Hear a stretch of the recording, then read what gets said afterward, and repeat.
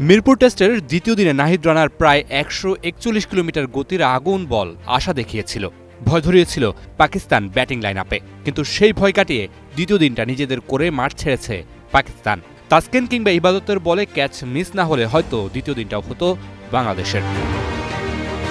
৩০১ run নিয়ে দ্বিতীয় দিনের খেলা শুরু করেন দুই অপরাজিত ব্যাটার মুশফিকুর রহিম ও লিটন কুমার দাস। এদিন দলীয় সংগ্রহে ৩৭ রান যোগ করতেই ব্যক্তিগত ৩৩ রানে ফেরেন লিটন। ভাঙে মুশফিকের সাথে ৬২ রানের জুটি। তার আগে অবশ্য বাংলাদেশের হয়ে প্রথম ব্যাটার হিসেবে টেস্ট চ্যাম্পিয়নশিপে ২০০০ রান পূর্ণ করেন এলকেডি। এক পাশ আগলে বড় সংগ্রহের পথে থাকা মুশফিককে যোগ্য সঙ্গ দিতে পারেননি মেহেদী মিরাজ, তাইজুল ইসলামরা। শেষ পর্যন্ত মুশফিকও ফেরেন ৭১ রানে।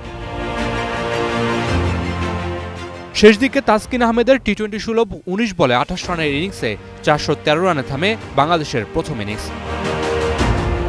এরপর ব্যাট করতে নেমে দারুণ শুরু করেন ইমামুল হক ও অভিষিক্ত আজান আওয়াইস। ক্যাচ মিসের মাসুলে ওপেনিং জুটিতে ১০৬ রান তুলে পাকিস্তান। ইমামুল হককে ৪৫ রানে মিরাজ ফেরালে ভাঙে পাকিস্তানের ওপেনিং জুটি। এরপর দুই অভিষিক্ত আজান ও আবদুল্লাহ ফজল শেষ করেন দিনের খেলা। অভিষেকেই হাফ সেঞ্চুরি তুলে ৮৫ রানে অপরাজিত আছেন আজান, আর আবদুল্লাহ ফজল অপরাজিত আছেন ৩৭ রানে। দ্বিতীয় দিন শেষে ২৩৪ রানে এগিয়ে আছে বাংলাদেশ। তৃতীয় দিনের শুরুতে দায়িত্বটা নিতে হবে নাহিদ, তাসকিনদের।